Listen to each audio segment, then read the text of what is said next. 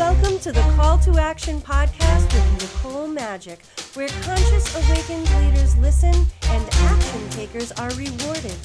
Join us for the insightful wisdom of today's special guest with an irresistible offer. Hello, everyone. This is Nicole Magic with the Call to Action podcast, where professional service providers and strategists share their wisdom. It's 5 questions, less than 10 minutes, because we value everyone's time and energy. So let's get on with it. Question number 1, we have Peter George with us here today. Thank you for being here. In a few sentences, Peter, tell us who you are and what you do. Well, as you said, my name is Peter George. I am a public speaking coach, which means I help professional speakers, executives, attorneys, and authors, they're my target audience, be more compelling and truthfully more confident when they're speaking in front of others. Excellent. Thank you. And you are so good at what you do, because I've seen you in action. We've done some stuff, and knowing what you do, what wisdom would you like to share today with the audience? You know, they say that the number one fear in life is public speaking, and that's not true. You know, I always think if you're dropping 30,000 feet out of the sky in a silver tube, you'd much rather be on stage. So it's just something that we get in our heads. And here's what I want everybody to remember. Our bodies, the way they feel when we're nervous about public speaking and anything else, frankly, is the same reaction that our bodies have when we're excited about something. And that's why some people love to go on roller coasters and some people are nervous about going on roller coasters. It's the exact same feeling. It's just how we label it. So if the listeners label things more positive, it takes a little more than just that little mind trick. But when you label something as positive, as opposed to, oh my God, I hate this, I fear this, you come out much better and truthfully enjoy the moment you're in as opposed to hating it. So true.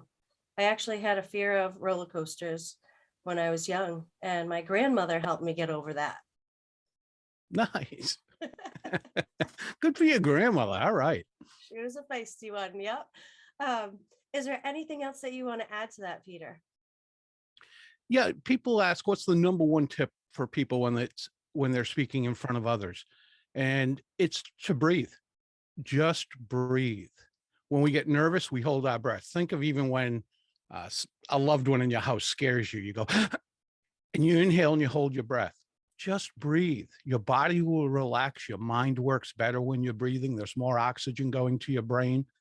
Breathe, and you'll get through it. But here's the key about public speaking.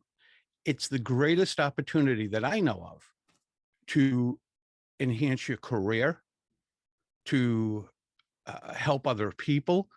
Public speaking is a tremendous opportunity, so don't let it hold you back. I've seen way too many people over my career say, I've given up a promotion. I've left a job. I didn't take a job that I would have absolutely loved because it involved public speaking. Learn to get in front of people, learn to convey the message, but take the onus off yourself. Most of us say, what if I screw up? What if they don't like me? What if I? Put the focus on the people you're helping, the people you're serving. And it takes some of that weight off your shoulders, which can be a great deal of weight. And again, you'll feel much better about the experience. And if I could just add to that a little bit. Sure. Because I've seen you in action, and what I've seen with you is like the first thing that we need to do is have an awareness of things that we're doing, right? Definitely. That makes a great deal of difference. Yeah. And I've seen that where you gently bring some things into the awareness that make you go, oh, I do that when I'm speaking. And then it just kind of flips everything around and eases when you know what you're tackling, right? Which is why you would hire a coach like you. That's a great point. And for your listeners, you have the greatest tool ever invented when it comes to seeing how you speak in front of others. And it's your phone. Just prop it up, record while you're practicing and see what you look like. So your mannerisms look like, your body language. Hear if you say and all those other fillers, and see how other people see you. It'll be enlightening one way or the other. People say, but there's no one on the other end of that. So it feels weird. Yes, it does. It really does. But you gotta practice. And that's the other thing. Most people don't practice. They show up and throw up. Yeah. They just show up and just vomit information all over people as opposed to communicating with them. And there's a great deal of difference between those two things. Ooh, that is a good one. And hopefully we can do something more elaborate on that, because that's a huge one, I think, when you're doing something that's really meaningful, getting some value across and want people to follow up with you. So I'm going to move to question number 3, where is there anybody out there that you would like to give a shout out to? Anybody I'd like to give a shout out to. I don't know about anybody specifically, but there are a lot of people who I've worked with or come in contact with, not even people I've worked with, who have had the courage, and it takes a great deal of courage to use this medium of public speaking to enhance their careers or actually change their careers and become public speakers. So I just want to give them a lot of credit and encourage them to go on. And the same thing with your listeners. Use this. It's a great tool. Warren Buffett says becoming a more effective public speaker increases your value to yourself and your company by about 50%. And if you can give yourself a 50% raise, that's not too bad. That's not too bad. So let me ask you, what obstacle became your greatest opportunity? I grew up with a lisp and a stutter, and I still have both. You won't hear them that often, but they're still there. And I didn't communicate when I was young. I didn't communicate till I went into the corporate world at 22. So that is it's very ironic that I do what I do for a living, that I speak in front of people, and I've spoken in front of audiences of about as high as 2,000 people, and to help others communicate. So that obstacle became a tremendous opportunity.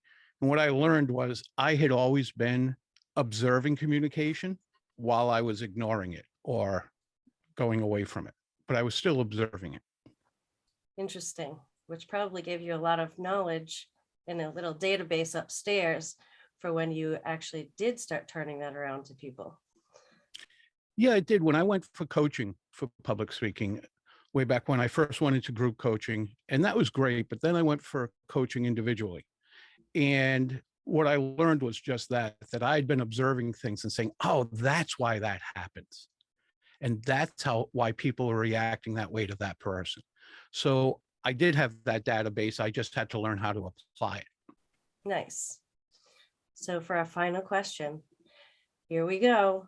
This is the fun one. What is your irresistible call to action for our action takers? Well, a couple of things is if they want help with public speaking, just some tips. There are great resources out there. And if they'd like to go to my website, which is very simple, petergeorgepublicspeaking.com, they can sign up for 52 tips. They'll get 1 tip a week. It gives them, it provides it chunks so they can practice or digest what they learn and help them present more effectively. And again, that's on stage or in a conference room or even across a desk or a table to just one other person. It's all public speaking. It's all built on the same foundation, and it'll all help them. So I really encourage your listeners, whether they go to my website or YouTube or wherever they find help, to get help and let them accomplish what they hope to accomplish in life and in their careers. I love it, Peter. Thank you so much for sharing all of that. And for all of you listening, it's all in the description. So just follow the links. And don't forget to listen to the next episode of the Call to Action podcast, where conscious, awakened leaders listen and action takers get rewarded. We'd love to hear your favorite takeaway from this episode. So leave a comment for us. And thank you for listening. Thank you for being here, Peter. Thank you, Nicole. I'm Nicole Magic. Have a spectacular day. Goodbye, everyone, and thank you for listening.